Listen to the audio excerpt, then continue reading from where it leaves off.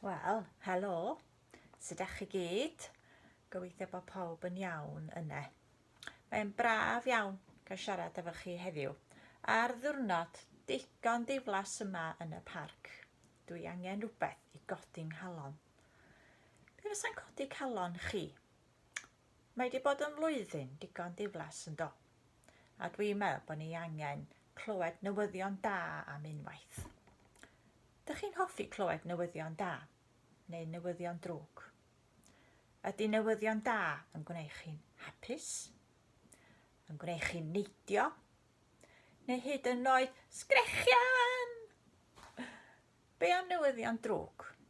Sut mae hynny'n gwneud chi deimlo? Dych chi eisiau crio? Neu chi'n drist? Neu dych chi eisiau cwtsh? Pwyswch pos am munud i chi gael trafod ymysg eich gilydd. Mae pawb yn hoffi newyddion da. Dych chi'n cytuno? Dych chi'n cofio cael newyddion da? Mae plant fi wedi tyfu yn oedolion ifanc erbyn hyn, a maen nhw wedi dod â lot o newyddion da i tŷ ni ar hyd y blynyddoedd. Pasio aroliadau yn yr ysgol a coleg, pasio prawf dreifio, cael swydd newydd, dyweddio a priodi, ac wrth gwrs genedigaeth yr wirion. Ac yn ystod y cyfnod anodd yma, efo cymaint o newyddion drwg o'n cwmpas a pawb yn poeni, cafodd teulu ni newyddion da. Newyddion ddari wneud fi'n hapus iawn. A rhaid i mi gyfadde, nes i grio hefyd. Ond crio hapus oedd o. Mis Chwerfawr flwyddyn nesa, dwi'n mynd i fod yn 9 unwaith eto. Mae Betsan fy merch yn mynd i gael babi bach. A dyna'n stori heddiw. Hanes geni babi bach arbennig iawn. Geni Iesu Grist. Y newyddion da ddaeth i ni gan fod Duw wedi anfon ei fab Iesu Grist lawr i'n byd i achub ni. Ar ôl i'r angel ymweld â Mair, mae ei bywyd yn newid yn llwyr. Ond mae Mair yn hapus iawn ei bod wedi cael ei bendithio gan Dduw, ac yn mynd i fod yn rhan pwysig o fywyd Iesu, a dyn ni hefyd wedi ein bendithio gan ein bod ni yn rhan o deulu Duw. Mae Mair a Joseph wedi gorfod teithio yn bell i fynd i gofrestru yn Bethlehem. Ydych chi wedi bod ar siwrne bell? Sut oeddech chi'n teimlo? Blinedig, wedi cael llon bol, blin, methu aros. Roedd Mair a Joseph yn flinedig iawn, ond yn falch iawn o gael rhoi eu pen i lawr a gorffwyso. Dych chi'n cofio lle oedden nhw'n gorffwyso? Ia, mewn beudy. Ysach chi'n hoffi cysgu mewn beudy gyda'r anifeiliaid? Fedrwn ni ddim ond dychmygu sut oedden nhw'n teimlo pan anwyd Iesu Grist. Mae geni Iesu mor bwysig i ni gofio heddiw a rhannu gyda'n ffrindiau gan fod Duw gyda ni bob amser. Dwi am ddarllen y stori o Beibil bach. Beibil bach y plant. Os ydy'r Beibil yma gennych chi adre, be am eich chi estyn o a dilyn y stori efo fi. Yn bell i ffwrdd yn Rhufain, roedd Agwstws yr ymerawdwr eisiau arian.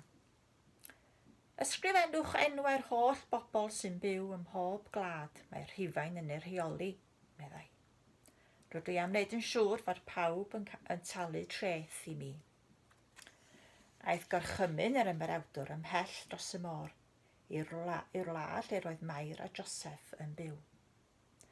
Rhaid i ni fynd i Bethlehem, meddai Joseph, i roi ein henwau ar restr yr ymerawdwr. Roedd hi'n ffordd bell i fynd, a Joseph yn poeni am Mair. Roedd hi bron yn amser i'r babi gael ei eni, ond oedd rhaid iddyn nhw fynd. Pan gyrhaeddon nhw Bethlehem o'r diwedd, Roedd y dref yn llawn o bobl. Dim un stafell ar ôl, dim un gwely ar ôl. Pob gwestiwn llawn. Ond roedd babi Mair ar fin cyrraedd. Fe fyddai'n rhaid iddyn nhw ddod o hyd i rywle i aros. Dim ond un lle oedd ar ôl, lle roedd yr anifeiliaid yn cysgu. A dim ond cyrraedd yno mewn pryd wnaethon nhw. Yn fuan wedyn, cafodd babi Mair ei eni. Doedd dim cryd i'w roi ynddo, dim ond y breseb. Oedd yn dal bwyd yr anifeiliaid. Llanwodd Joseph hwn efo gwellt glân, a lapiodd Mair ei babi bach yn dyn. Cysga Iesu'n dawel, yn ddiogel a chlud yn y breseb. Wel, yn eich pecyn bach, mae yna amlen efo wythnos 2 arno fo. Yn yr amlen, mae yna ddeunydd i chi fynd ati i wneud crefft. Ac hwn ydych chi'n mynd i wneud. Rhywbeth bach i chi hongian yn y ffenest. Ydych chi gallu gweld y ffenest lliw sydd tu ôl i Mair a Joseph a'r baban Iesu fama yn y preseb. A fama mae'r seren. Amgylch hanes y seren yn yr wythnosau nesaf. Fyddwch chi angen siap y preseb, papur tisiw bob lliw i wneud y ffenest lliw, a'r papur glidiog. Mae'n 2 ddarn o hwn yn y pecyn hefyd. Felly, ewch ati i wneud hwn gyda'ch gilydd ar ôl gwylio yr fideo bach yma. Mwynhewch, a pan fydd goleuni yn disgleirio drwyddo, byddwch yn cofio am y newyddion da. Newyddion da ddaeth o eni Iesu Grist, ac sy'n parhau i ddisgleirio ei oleuni drosto ni bob dydd. A diolch i chi am wrando a gwylio. Mwynhewch a bob endith i chi gyd. Ta-ta!